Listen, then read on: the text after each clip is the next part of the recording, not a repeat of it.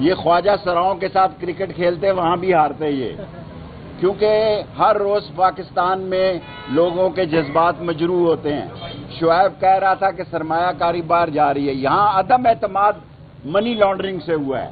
Money laundering کے پیسوں سے عمران خان کی حکومت کے خلاف عدم اعتماد ہوا، اور آج جتنے کیسز ہیں میں تو کہتا ہوں وہ بے نظیر شہید بہتر تھی جس نے پہلے مہینے ہی ہمیں 7 سال قید دے دی۔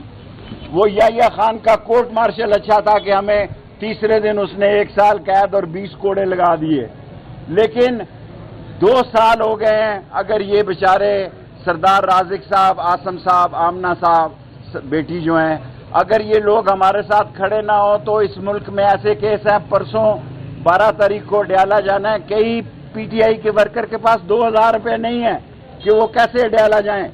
باقی لوگ سیاست کر رہے ہیں، سیاست نہیں ہو سکتی اس لیے کہ یہ 45 اور 47 کی لڑائی گڑھے میں لے کر جائے گی، اور یہ معیشت کی تباہی گڑھے میں لے کے جائے گی، اور یہ لوگ جو اپنے پسند کے شاہکار لا رہے ہیں، اور وہ میری بیٹی عالیہ اور صنم جاوید جو بیچاری روز آپ ان کو جیلیں بھرا رہے ہیں، روز آپ ان بیٹیوں کو جیلیں بھلا رہے ہیں، آپ کو شرم آنی چاہیے۔ میں چیف آف آرمی سٹاف سے جناب عاصم منیر صاحب سے، ڈی جی آئی سے، کیونکہ اصل حکومت ان کی ہے، یہ تو ویسے ہی بیٹھے ہیں مفت پر، یہ تو ویسے ہی بیٹھے ہیں گنگو تیلی۔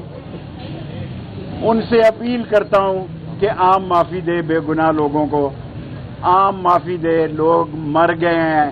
یہ کیس جو ہے کہنے کو کیس ہوتا ہے، جب آدمی صبح کورٹ آتا ہے شام کو گھر جاتا ہے تو لگ پتہ جاتا ہے۔ Chief of army